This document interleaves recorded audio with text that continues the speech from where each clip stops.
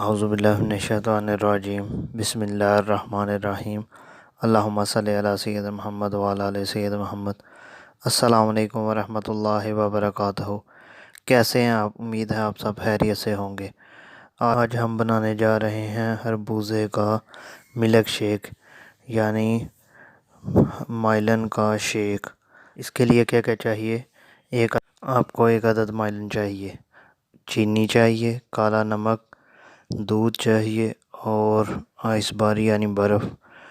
हस्बे ज़रूरत आपको बर्फ़ चाहिए। इसकी मकदार क्या होगी? एक अदद खरबूज ले लें, आधा किलो या एक पाव का।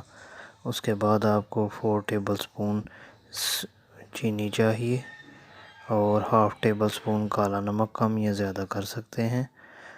1 कप आपको दूध चाहिए, कम या ज़्यादा कर सकते हैं। और 4 अदद आइस क्यूब यानी बर्फ़।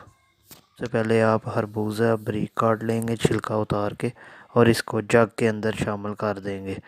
उसके बाद आप इसमें 4 टेबल स्पून चीनी शामिल करेंगे, कम या ज़्यादा कर सकते हैं। हाफ़ टेबल स्पून काला नमक ऐड करेंगे, कम या ज़्यादा शामिल कर सकते हैं। दूध जो है वो आपने आधा कप ही डालना है, इससे कम या ज़्यादा ना कीजिएगा वरना ये थिक नहीं होगा। उसके बाद अब मैं इसमें एक आइस क्यूब शामिल की है और इसको जग के ऊपर ढक्कन लगा दिया है। इसको मशीन के ऊपर ले जाएं और कम से कम 1 मिनट तक ब्लेंड करते रहें, जब तक कि दूध और खरबूज माइलन यानी मिक्स बेहतरीन मिक्स ना हो जाए। लेकर इसमें आइस बार डालें जितनी आपको ज़रूरत है। मैंने 3 आइस बार डाली हैं, यानी आइस क्यूब डाले हैं, बर्फ़ डाली है।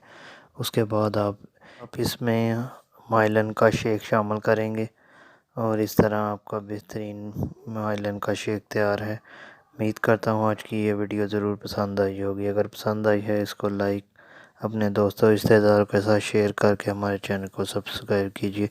Uncles food corner.